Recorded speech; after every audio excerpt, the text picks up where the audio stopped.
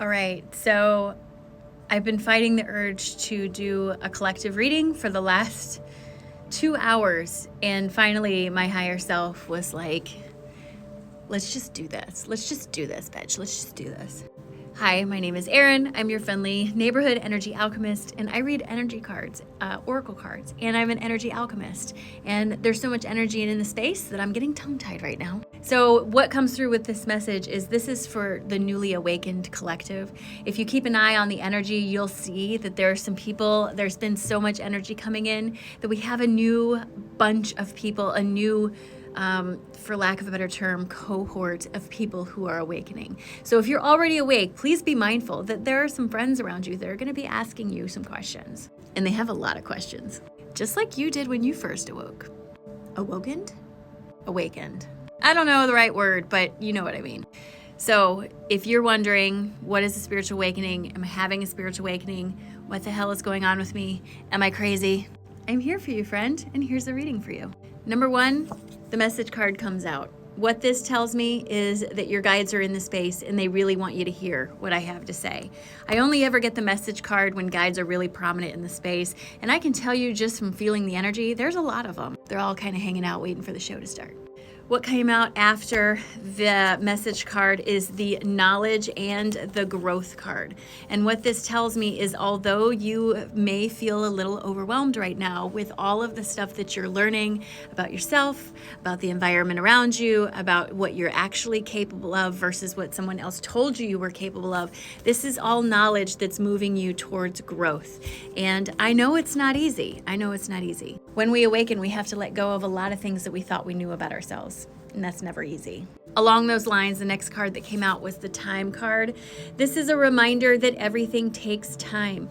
You didn't get where you are overnight, and you're not going to get where you're going overnight either. It takes time and patience to really dig into this stuff, to get out of victim mindset and the learned helplessness that most of us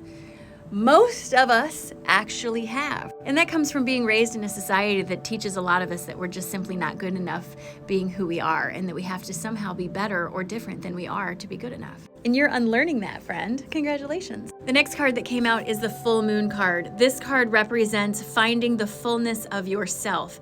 The full moon, when you think about it, she's out in all her glory, beautiful sunlight reflecting off of her. She's big in her space and she's excited to be there.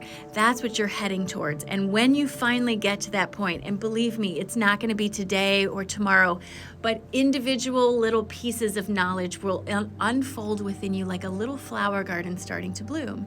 And when that flower garden starts to bloom, if you allow yourself, you can feel a profound sense of relief around these new understandings that you're learning about yourself. Like the idea that you don't have to be anyone's reason for happiness. Did you know that? It's not your job to make somebody else happy. It's your job to take care of yourself. And if that facilitates happiness for someone else, that's awesome. But it's not your job to be the reason they're happy or not bored or whatever it is.